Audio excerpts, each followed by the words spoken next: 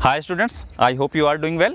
आप सब लोग मस्त होंगे, ज़बरदस्त होंगे, जैसा कि आप लोगों से उम्मीद है। हम लोग के क्या किया है कि आप लोगों को पता ही है, हम लोग अपनी मैथ की सीरीज़ निकाल रहे हैं। मैथ की सीरीज़ में आपका चैप्टर 1.4 तक हो चुका है। उसके बारे में आपको जो डिस्क्रिप्शंस हैं वो आपको एंड स्क्रीन में भी मिल जाएगा। इसके अलावा मैं डिस्क्रिप्शन बॉक्स में भी दे दूंगा उसके बारे में, आप वहां जा करके देख सकते हैं। सो आज का जो वीडियो है, आज के वीडियो के साथ हम अपनी केमिस्ट्री की सीरीज़ भी स्टार्ट कर रहे हैं।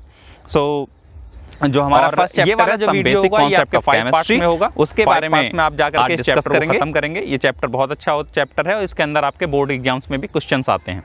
सो चलिए स्टार्ट करते हैं।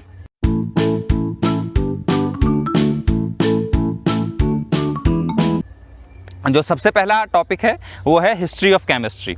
तो हिस्ट्री ऑफ केमिस्ट्री में आप सोच रहे होंगे कि केमिस्ट्री कब से चल रही है, कब से नहीं चल रही है। तो आपको मैं एक छोटा सा याद दिला दूं। महाभारत सुना होगा आपने। महाभारत में पांडवों ने लाख का महल बनाया था, है ना। वो लाख बेसिकली होती क्या है, वो बेसिकली दैट मीन्स महाभारत के टाइम से केमिस्ट्री चली आ रही है और हो सकता है उसके पहले भी।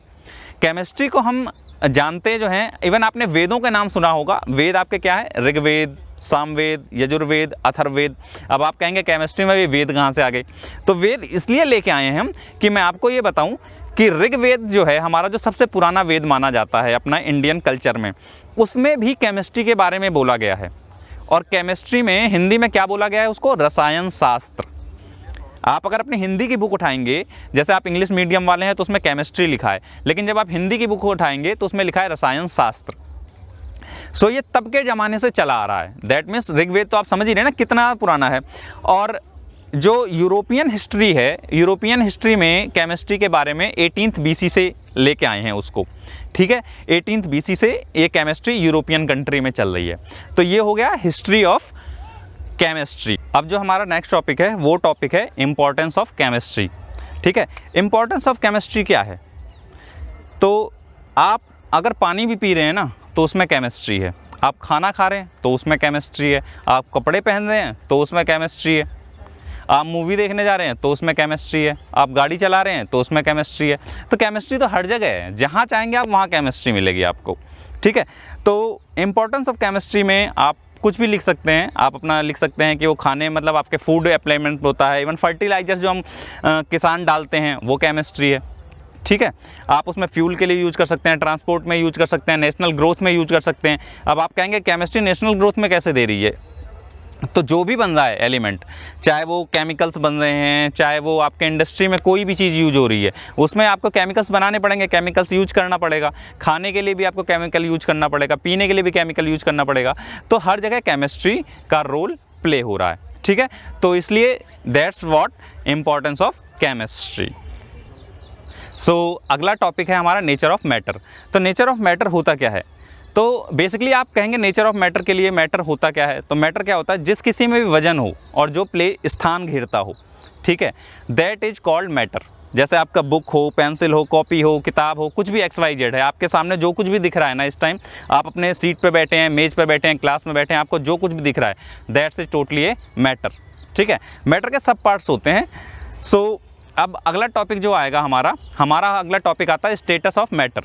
स्टेटस ऑफ मैटर क्या होते हैं, स्टेटस ऑफ मैटर में आपके बेसिकली आपको 3 पार्ट्स में मैटर को बांटा गया। सबसे पहला पार्ट सॉलिड, दूसरा पार्ट लिक्विड, तीसरा पार्ट गैस, ठीक है। सॉलिड आपको पता ही क्या होता है, सॉलिड के बीच में एटम्स के जो स्पेस होता है वो बहुत कम होता है और वो एक दूसरे के साथ टाइटली होते हैं। लिक्विड में एटम के बीच में स्पेस हल्का होता है जिसकी वजह से वो बह सकते हैं, और गैस के बीच में जो स्पेस होता है वो बहुत ज़्यादा होता है, दैट्स वाई वो चारों तरफ फैली रहती है, ठीक है। तो that is basically status of matter. Next topic आपका आता है classification of matter. Classification of matter का क्या हो गया, जैसे आप जानते ही हैं, जैसे आप पढ़ने आते हैं स्कूल में, है ना, तो आपको पहचाना कैसे जाएगा। कोई 6th क्लास का स्टूडेंट है, कोई क्लास 7th का है, कोई क्लास 8th का है, कोई क्लास 11th का, कोई क्लास 12th का। तो उनके लिए पहचानने के लिए स्कूल्स में क्या होता है, टी-शर्ट्स का कलर चेंज कर दिया जाता है, या फिर उनके मतलब बैग क्लासेस के आगे नाम लिख दिया जाता है। तो वो बेसिकली आप क्लासिफिकेशन ऑफ स्टूडेंट्स हो गया। ऐसे ही ना क्लासिफिकेशन ऑफ मैटर होता है, जैसे कि आपको पता चलता है कि कौन सा मैटर क्या है, ठीक है। आपके सामने ये टेबल दी गई है। इस टेबल में आपको ग्राफिकली मैंने बताया है कि किस तरीके से क्लासिफिकेशन ऑफ मैटर किया गया है। तो आप देख सकते हैं मैटर होता है, मैटर के बाद में मिक्सचर आता है, मिक्सचर के साथ में प्योर सब्सटेंस आते हैं। मिक्सचर को फिर दो पार्ट में बांट दिया गया, हेट्रोजीनियस और होमोजीनियस, एंड इस वाले पार्ट को बांट दिया गया कंपाउंड और एलिमेंट्स में। सो आपको समझ में आ रहा होगा। अब मैं आपको बताता हूँ होमोजीनियस और हेट्रोजीनियस क्या होता है। होमोजीनियस क्या होता है, जो कि जिसमें कि आपको दिखाई ना दें, जो एलिमेंट आपके घुल रहे हैं वो आपको दिखाई नहीं देते हैं। जैसे आप शरबत ले लीजिए, शरबत में चीनी हो गया, पानी हो गया, नींबू हो गया, सब अलग अलग मैटर है, लेकिन जब वो मिक्स कर दिया आपने तो वो आपको दिखना बंद हो जाता है ना। उनके अंदर क्या क्या पार्ट ले रहे हैं, चीनी आपको दिखाई देती है, नहीं दिखाई देती है। नेक्स्ट टॉपिक जो आता है, नेक्स्ट टॉपिक आपका आता है हेट्रोजीनियस।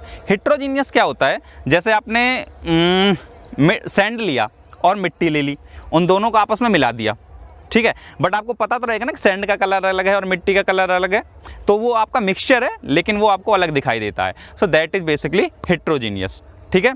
ऐसे ही आपका प्योर सब्सटेंस में आपके दो पार्ट्स में बांट दिया गया, एलिमेंट्स जो फ्री रहते हैं, कंपाउंड्स जो दूसरे एलिमेंट्स के साथ में मिक्स रहते हैं, ठीक है। सो आज के लिए इतना ही काफ़ी है। अगले टॉपिक में मैं आपको बताऊंगा physical properties of chemicals and बाकी के पार्ट्स को, ठीक है। आई होप आपको ये वीडियो पसंद आया होगा। अगर पसंद आता है आप वीडियो तो आप चैनल को लाइक करें और सब्सक्राइब करें और अपने दोस्तों में बांटें। Thank you so much.